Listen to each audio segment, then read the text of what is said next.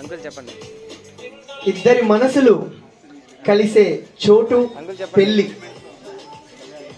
రెండు కుటుంబాలు కలిసి చేసుకునే వేడుక పెళ్లి. ఆప్యాయతలు, అనుబంధాలు, ఎగసిపడే సంతోషం కలిసే చోటు పెళ్లి.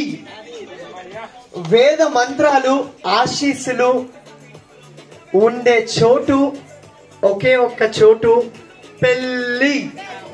సో ఒకరి మనసు ఒకరి తెలుసుకుంటూ, రెండు కుటుంబాలు కలుస్తూ, మూడు ముళ్ళ బంధంతో, నలుగురి సమక్షంలో, పంచభూతాల సాక్షిగా 6 కాలాల పాటు చల్లగా ఉంటూ, 7 అడుగులు నడుస్తూ చేసుకునే ఒక అద్భుతమైన వేడుకే పెళ్లి.